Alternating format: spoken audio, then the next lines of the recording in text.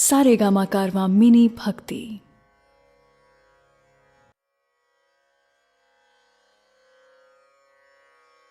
भगवत गीता अध्याय 13। जय श्री कृष्ण दोस्तों, गीता और इसका ज्ञान अनवरत बह रहा है और सदियों से बहता आया है और आगे भी बहता रहेगा।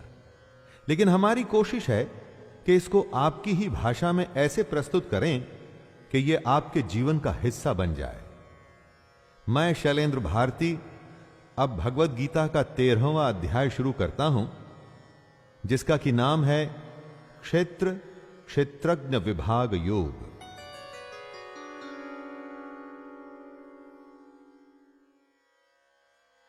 अर्जुन उवाच प्रकृतिं पुरुषं चैव क्षेत्रं क्षेत्रज्ञमेव च एतद्वेदितुमिच्छामि ज्ञानं ज्ञेयं च केशव।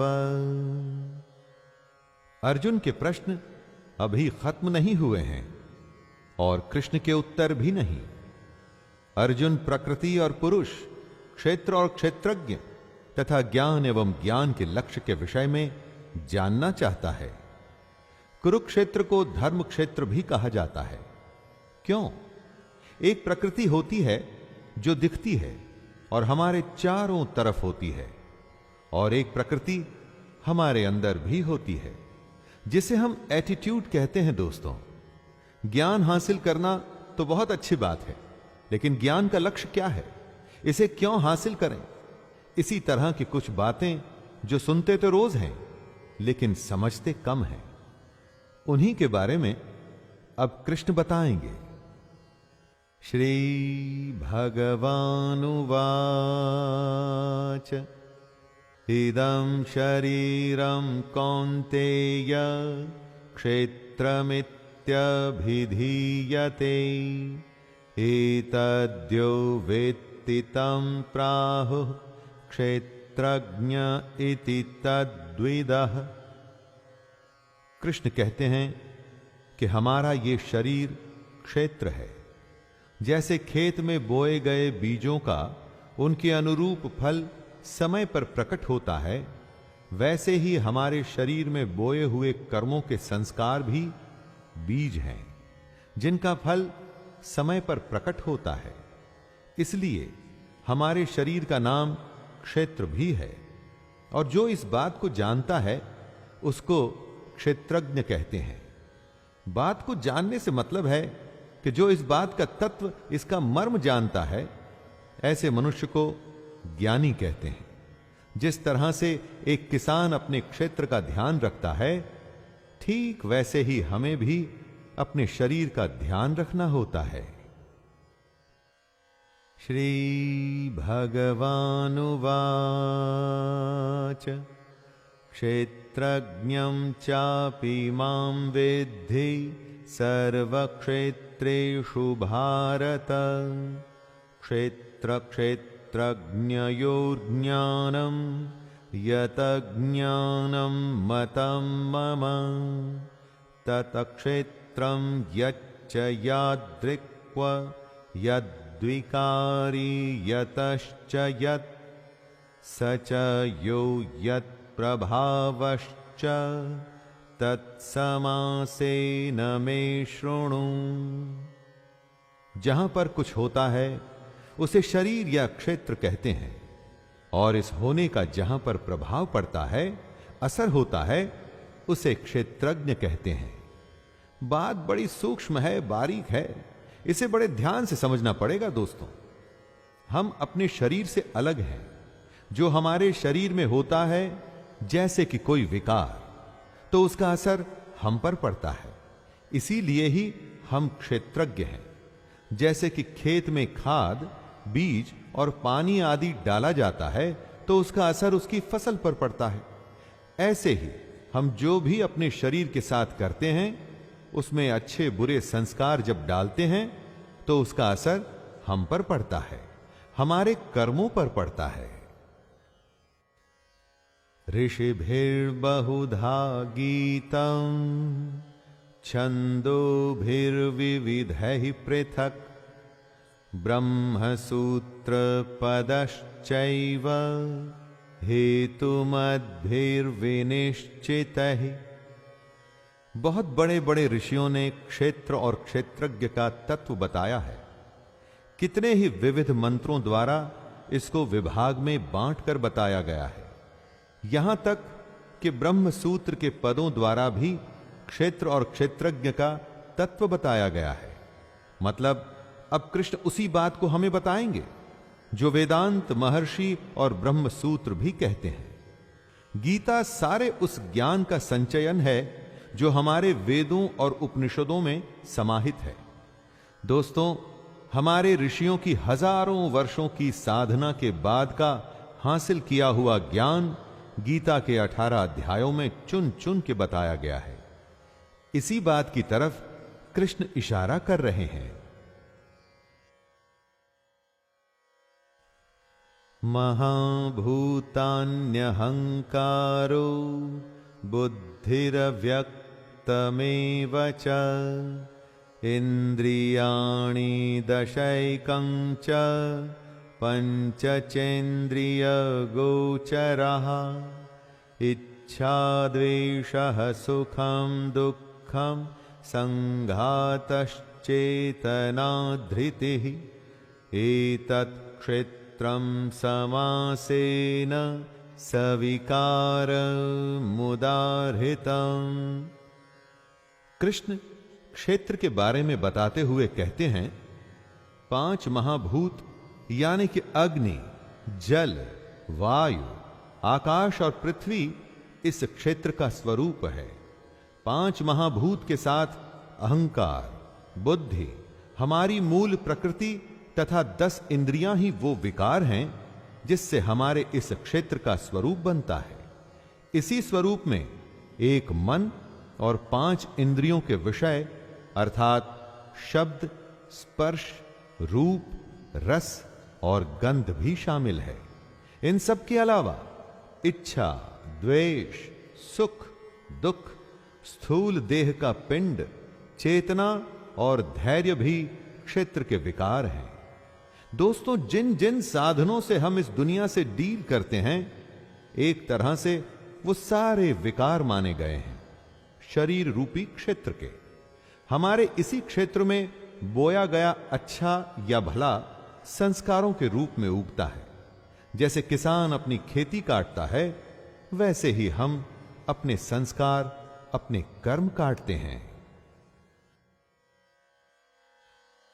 अमानित्वम दम्भित्वम अहिंसा क्षान्तिरार्जवम् आचार्योपासनं शौचं स्थैर्यमात्मा विनिग्रह। इस श्लोक में कृष्ण क्षेत्रज्ञ के बारे में बता रहे हैं कि क्या होता है क्षेत्रज्ञ, जो क्षेत्र के तत्व को समझता है, यानी कि श्रेष्ठता के अभिमान का अभाव, घमंड का अभाव, किसी भी प्राणी को किसी भी प्रकार से न सताना, क्षमा करने का भाव, मन और बोलने में सादगी, श्रद्धा और भक्ति के साथ गुरु की सेवा, बाहर भीतर की शुद्धि यानी कि खाना पीना और जीवन भी शुद्ध और अंदर का मन भी शुद्ध। इन सब के साथ में अंतःकरण की स्थिरता भी यानी कि स्टिलनेस ऑफ द माइंड क्षेत्रज्ञ होता है। दोस्तों, अपने को, अपनी आत्मा को, अपने अस्तित्व को जानना और उसे आचरण में लाना ही क्षेत्रज्ञ कहलाता है। इंद्रियार्थेषु वैराग्यम् अहंकार एव च जन्म मृत्यु जरा व्याधि दुख दोषानुदर्शनम्। क्षेत्रज्ञ की ही परिभाषा को समझाते हुए कृष्ण कह रहे हैं कि इस लोक और परलोक के संपूर्ण भोगों में आसक्ति का अभाव होना चाहिए। हमारे इस लोक के लालच में ही हर कोई फंसा हुआ है। घर, पैसा, आराम की जिंदगी, और इतना ही नहीं, जो इस लोक के लालच से बचा है वो परलोक के लालच में फंसा है, जैसे कि स्वर्ग। इन दोनों लोकों की आसक्तियों से हमें कैसे बचना है, यही क्षेत्रज्ञ है। क्षेत्रज्ञ बनाने के लिए हमें यह भी सोचना जरूरी है कि हम में अहंकार का भी अभाव कैसे हो। जन्म, मृत्यु, जरा और रोग आदि में दुख और दोष क्यों होते हैं, इसके बारे में बार बार विचार करना ही क्षेत्रज्ञ है। असक्तिरनभिष्वंगः पुत्रदार ग्रहादिषु नित्यं च समचित्तत्वम् इष्टानिष्टोपपत्तिषु। जब भी मनुष्य जन्म होता है तो घर होता है, विवाह होता है, स्त्री के साथ संतान होती है, घर में धन आता है, और यह क्रम हर जन्म में निरंतर चलता ही रहता है। इसके बारे में सोचना क्यों होता है ऐसा, बार बार लगातार हर जन्म में? जब कोई इसके बारे में सोचना शुरू करेगा दोस्तों, तभी तो ज्ञान का द्वार खुलना शुरू होगा। अच्छा होने पर खुशी होती है, बुरा होने पर क्रोध आता है। एक जन्म में ही ऐसा हर रोज होता है। ऐसा कब तक चलता रहेगा? सैकड़ों जन्म होंगे तो भी आप इसी दुनियादारी में क्या ऐसे ही फंसे रहेंगे? कब अपने चित्त को सम करेंगे? इन बातों के बारे में सोचना ही क्षेत्रज्ञ है।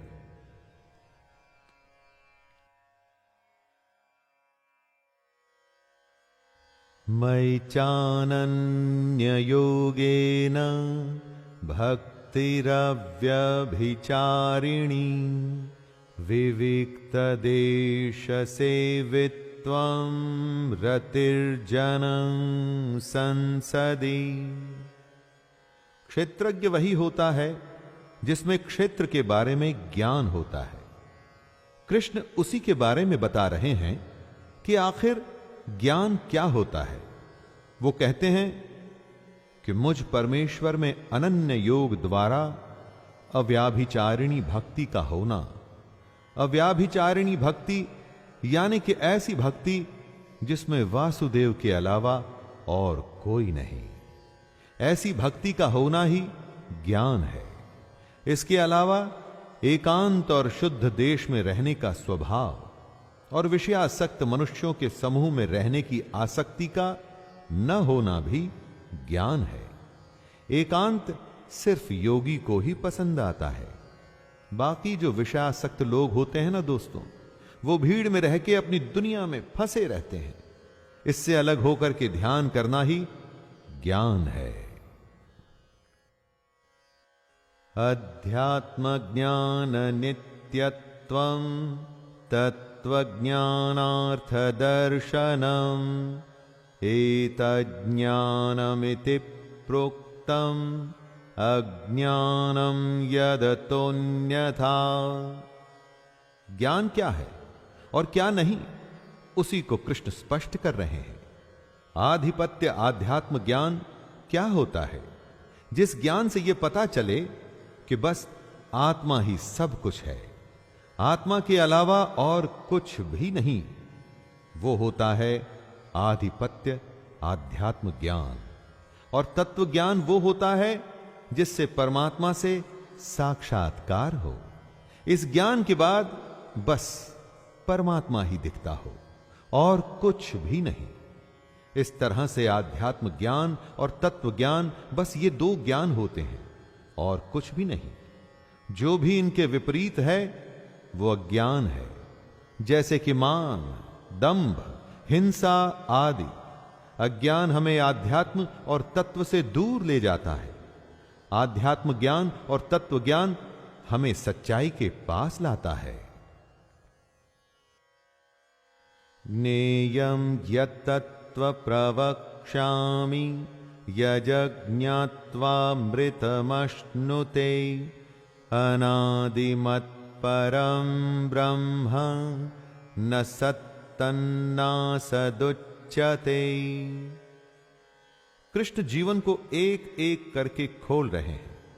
सबसे बड़े भेद, सबसे बड़ी गोपनीय बातें, सीक्रेट्स एक एक करके बता रहे हैं दोस्तों। कृष्ण सिर्फ वही बताना चाहते हैं जो जानने योग्य है तथा जिसको जानकर मनुष्य परमानंद को प्राप्त होता है। कृष्ण परब्रह्म के बारे में एक बेहद ही कॉम्प्लिकेटेड बात कहते हैं कि यह अनादि वाला परब्रह्म न सत और न असत, जिसका कोई आदि नहीं है, जो हमेशा से है, वो है परब्रह्म। वो एक सच्चाई, वो एकमात्र परमात्मा। जब ये परब्रह्म अकेला होता है तो सत होता है, यानी सत्य, सच्चा।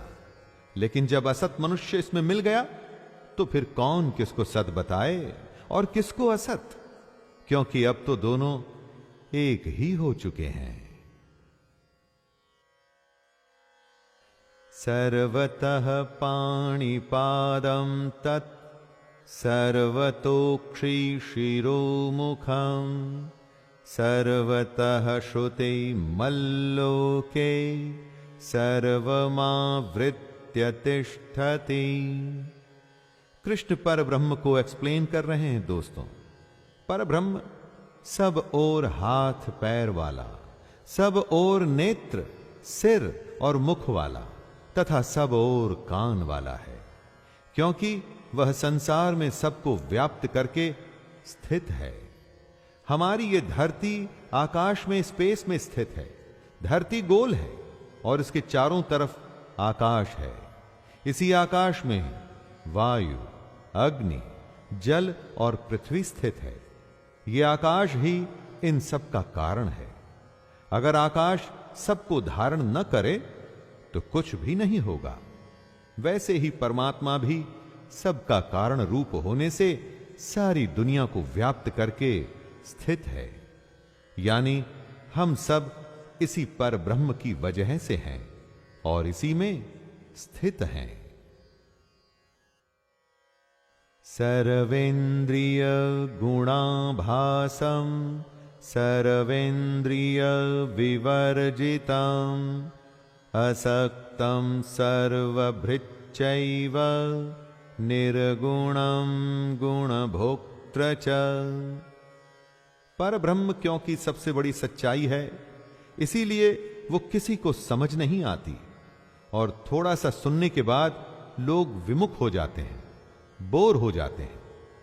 इसी को समझना सबसे बड़ा ज्ञान है दोस्तों। आत्मा से साक्षात्कार है ये परब्रह्म हमारी संपूर्ण इंद्रियों के विषयों को जानने वाला है, लेकिन साथ में ही उन सब इंद्रियों से रहित भी है। हम उसी ब्रह्म में से निकले हैं, तो स्वाभाविक है कि उस ब्रह्म को हमारी इंद्रियों के बारे में तो पता ही होगा। लेकिन वो ब्रह्म हमारी इंद्रियों की बुराइयों से अछूता भी है। ब्रह्म है तो निर्गुण, उसका कोई आकार नहीं, उसके कोई एट्रीब्यूट्स नहीं, लेकिन इसके बावजूद भी वो सब गुणों को भोगने वाला है। बहिरन्तश्च भूतानां चरं चरमेव च सूक्ष्मत्वात् तदविज्ञं दूरस्थं चान्तिके च तत्। परब्रह्म क्या है वो कृष्ण हमें समझा रहे हैं। ये सारी दुनिया जो हम देखते हैं, लिविंग और नॉन लिविंग, ब्रह्म इस सब के बाहर और भीतर परिपूर्ण है। हमारे अंदर उसी का अंश है, यानी हमारी आत्मा, और बाहर तो सिर्फ वो ही है जो अलग अलग रूप में हमें देखता है। कभी स्वयं में, पहाड़ और नदी में इस ब्रह्म को, परमात्मा को देखने की कोशिश करिएगा दोस्तों। यही तो सबसे बड़ा योग है। ब्रह्म को ऐसे समझने की कोशिश करिए जैसे सूर्य की किरणों में स्थित हुआ जल सूक्ष्म होने से हमारे जानने में नहीं आता है। एटमॉस्फेयर में मौजूद मॉइस्चर भी हमें दिखाई नहीं देता। वैसे ही सर्वव्यापी परमात्मा भी सूक्ष्म होने से साधारण मनुष्यों के जानने में नहीं आता है। अविभक्तं च भूतेषु विभक्तं भक्तमिव च स्थितं भूतभर्तुच्च ग्रसिष्णु प्रभविष्णु च। ब्रह्म जो है वो बंट नहीं सकता, लेकिन न बंटने के बावजूद भी वो हमारी दुनिया में बटा बटा सा प्रतीत होता है। आपके चारों तरफ जो आकाश है ना दोस्तों, स्पेस जो है वो बटा हुआ नहीं है। आप वहीं पर कुछ घड़े रख दीजिए, स्पेस तो इन घड़ों में भी है। तो जो अभी बटा हुआ नहीं था वो अब इन घड़ों के आकार के अंदर बंट गया। वैसे ही परमात्मा सब भूतों में एक रूप से स्थित हुआ भी पृथक पृथक अलग अलग की भांति प्रतीत होता है। ब्रह्मा, विष्णु और महेश की त्रिमूर्ति को समझाते हुए कृष्ण कहते हैं कि परमात्मा विष्णु रूप से भूतों को धारण पोषण करने वाला और रुद्र रूप से संहार करने वाला यानी शिव जी, तथा ब्रह्मा रूप से सबको उत्पन्न करने वाला है। ज्योतिषामपि तज्ज्योतिस् तमसः परमुच्यते ज्ञानं ज्ञेयं ज्ञानगम्यं हृदि सर्वस्य विष्ठितम्। ये परब्रह्म ज्योतियों की भी ज्योति है। जो भी अग्नि और प्रकाश आप देखते हैं उसमें जो ज्योति है वो वही परमात्मा है। ये परमात्मा बोध स्वरूप है, यानी ज्ञान का स्वरूप है। यही जानने के योग्य है, मतलब इसी को जानने की कोशिश करनी चाहिए दोस्तों। और यह परमात्मा प्राप्त होता है तत्व ज्ञान से। इस दुनिया में बहुत कुछ खरीद के या लेन देन से प्राप्त होता है। परमात्मा को पहले आपको समझना पड़ेगा, वो क्या है, कैसे है, क्यों है। इसी को तत्व ज्ञान कहते हैं। और तत्व ज्ञान हासिल करने के बाद ही परमात्मा आपको हासिल होगा, क्योंकि यह परमात्मा हम सबके हृदय में विशेष रूप से स्थित है। इसकी और कोई जगह नहीं। इति क्षेत्रं तथा ज्ञानं ज्ञेयं चोक्तं समासतः मद्भक्त एतद्विज्ञाय मद्भावायोपपद्यते। हे अर्जुन, इस प्रकार से मैंने तुझे क्षेत्र, ज्ञान और जानने योग्य परमात्मा के बारे में बताया। मेरा भक्त इसको तत्व से जानकर मेरे स्वरूप को प्राप्त होता है। कृष्ण ने बताया कि हमारा शरीर ही क्षेत्र है। जिस तरह से खेत में बीज बोए जाते हैं उसी तरह से हमारे शरीर में संस्कार बोए जाते हैं, जिसका कि हमको फल मिलता है। उस ब्रह्म का जो अंश हम में और हमारे बाहर है उसको जानना ही सबसे बड़ा ज्ञान है। और इस ज्ञान की प्राप्ति के बाद रास्ता खुलता है परमात्मा को हासिल करने का। यही रास्ता या तो कृष्ण को पाने का है या उस कृष्ण में खुद को विलीन कर लेने का। श्री भगवानुवाच प्रकृतिं पुरुषं चैव विध्यनादि उभावपि विकारांश्च गुणांश्चैव विद्धि प्रकृतिः संभवान्। इस श्लोक में कृष्ण प्रकृति और पुरुष के बारे में बता रहे हैं। प्रकृति और पुरुष, शिव और शक्ति, इन्हीं दोनों के साथ आने से ये दुनिया आगे बढ़ती है। लेकिन क्या है ये प्रकृति और पुरुष? कृष्ण कहते हैं कि अर्जुन, तो इन दोनों को अनादि जान, यानी कि दोनों ही हमेशा से हैं, सनातन हैं। और साथ में हमारे अंदर जो राग द्वेषादि विकार हैं वो भी प्रकृति से ही उत्पन्न होते हैं। किसी के लिए प्रेम या द्वेष जैसे भाव इसी प्रकृति में से आते हैं। और सात्विक, राजसिक और तामसिक तीन गुणों से बने जो पदार्थ होते हैं वो भी इसी प्रकृति से ही उत्पन्न होते हैं। श्री भगवानुवाच कार्यकरण कर्तृत्वे हेतुः प्रकृतिरुच्यते पुरुषः सुख दुःखानां भोक्तृत्वे हेतुरुच्यते। दोस्तों, कार्य और करण को समझिए। कार्य में क्या क्या आता है उसकी लिस्ट जानिए। कार्य यानी 5 महाभूत, आकाश, वायु, अग्नि, जल और पृथ्वी, तथा शब्द, स्पर्श, रूप, रस, गंध। आइए अब करण को जानें। बुद्धि, अहंकार और मन, तथा श्रोत्र, त्वचा, रसना, नेत्र और घ्राण एवं वाक, इसके अलावा हाथ, पैर, उपस्थ और गुदा। कार्य और करण दोनों प्रकृति से ही उत्पन्न होते हैं। इन्हीं कार्य और करण की वजह से पैदा होते हैं सुख और दुख। इन सुख और दुख को भोगने वाले को कहते हैं पुरुष। इस डेफिनेशन से आपको पुरुष और प्रकृति को समझने में आसानी होगी दोस्तों। पुरुषः प्रकृतिस्थो हि भुंगक्ते प्रकृतिजान् गुणान् कारणं गुणसंगोस्य सदसद्यो निजन्मसु। पुरुष प्रकृति के बीच में खड़ा है और प्रकृति से पैदा हुए गुणों को वो भोगता है। इन गुणों को वो जिस तरह से भोगता है अथवा इन गुणों के साथ वो जिस तरह का होता है, वही आगे जाके अच्छी या बुरी योनि में जन्म लेने का कारण बनता है। जब सात्विक गुणों में आप समय बिताते हैं तो देव योनि में पैदा होते हैं। रजोगुण के संग से मनुष्य योनि मिलती है और तमोगुण यानी कि तामसिक गुणों के संग से पशु आदि नीच योनियों में जन्म होता है।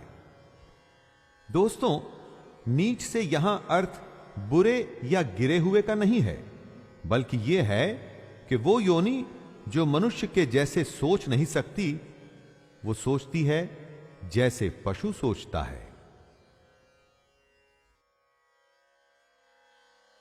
उपद्रष्टानुमन्ता च भर्ता भोक्ता महेश्वरः परमात्मेति चाप्युक्तो देहेस्मिन् पुरुषः परः। हमारे अंदर जो आत्मा है वास्तव में वो ही परमात्मा है, और क्योंकि ये हमारे अंदर है तो भी जो भी हम करें ये उसकी साक्षी है, विटनेस है दोस्तों, जिसे उपदृष्टा भी कहते हैं। इसके अलावा आत्मा अनुमंता भी होती है। अनुमंता का अर्थ होता है अनुमति देने वाली, यानी कि आत्मा अनुमति भी देती है। यही आत्मा भर्ता भी होता है, यानी कि भरण पोषण, हमारा पालन पोषण करने वाली भी, क्योंकि कृष्ण ने ही कहा था कि योगक्षेमं वहाम्यहम्। योग से वो हमारी रक्षा करते हैं, मतलब आत्मा हमें और हमारे योग को बचाती भी है। और आत्मा भोगता भी होती है दोस्तों, यानी कि भोग भी करती है। जब हमारी साधना बढ़ती है, सूक्ष्म होती है, तो आत्मा हमारा यज्ञ और तप ग्रहण करती है, और जब आत्मा हमारी साधना ग्रहण करती है तो वो परमात्मा से मिल जाती है।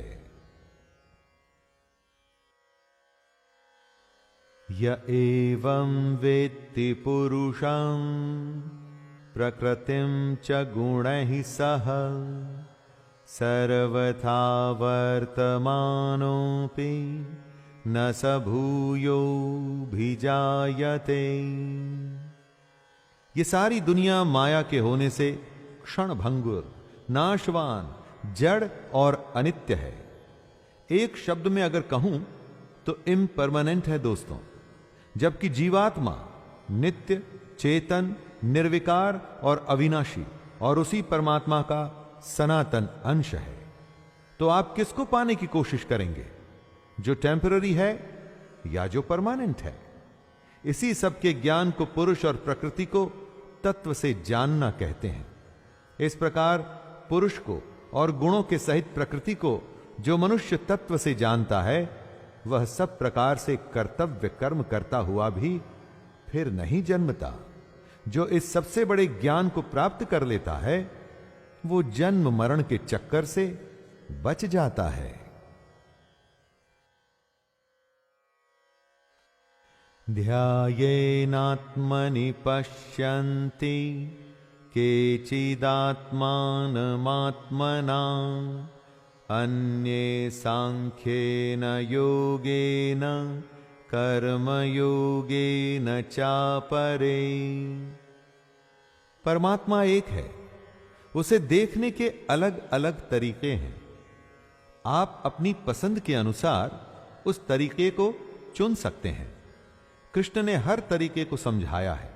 उस परमात्मा को कितने ही मनुष्य शुद्ध हुई सूक्ष्म बुद्धि से ध्यान द्वारा हृदय में देखते हैं, यानी मेडिटेशन से अपने अंदर देख सकते हैं दोस्तों। अन्य कितने ही ज्ञान योग से उसको देखते हैं, यानी सांख्य योग। जब स्वयं की खोज में हम आत्मा का ज्ञान हासिल करते हैं तो परमात्मा मिलता है। और कई लोग इस परमात्मा को कर्म योग के द्वारा भी देखते हैं।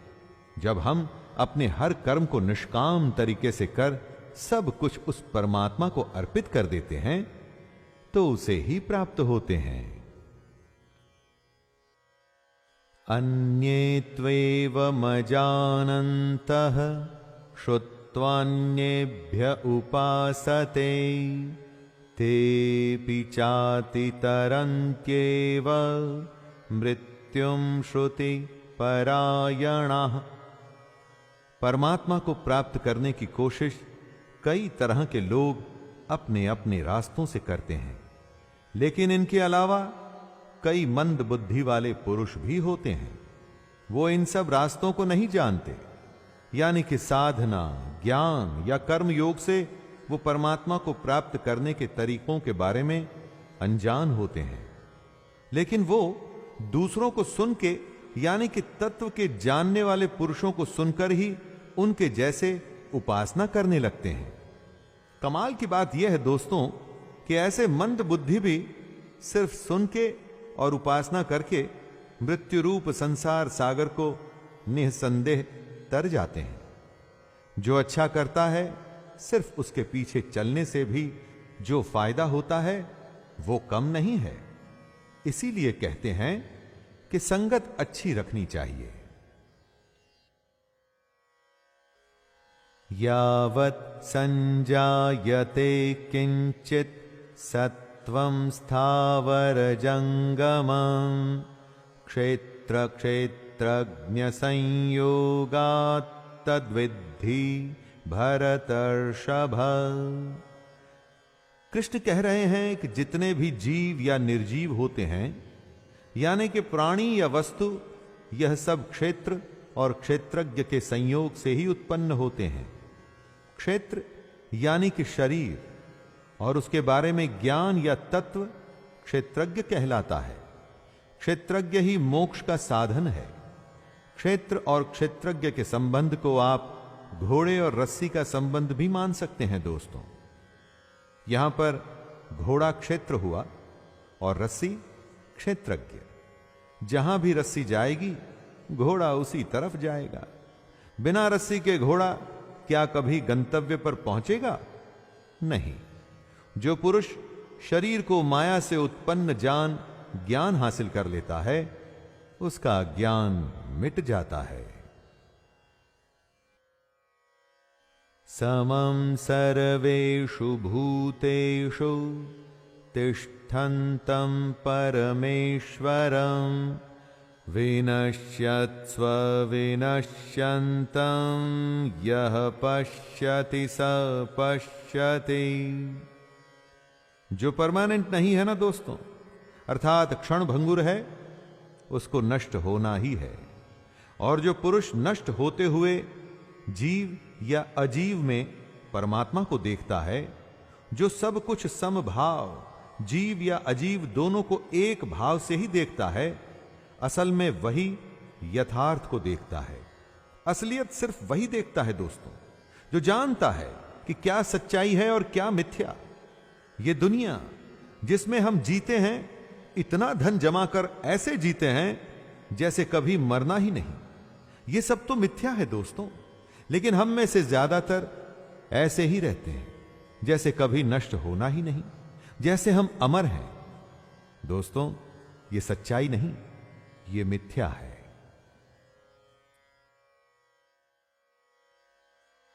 समं पश्यन् हि सर्वत्र समवस्थितमीश्वरं न हि नस्त्यात्मनात्मानं ततो याति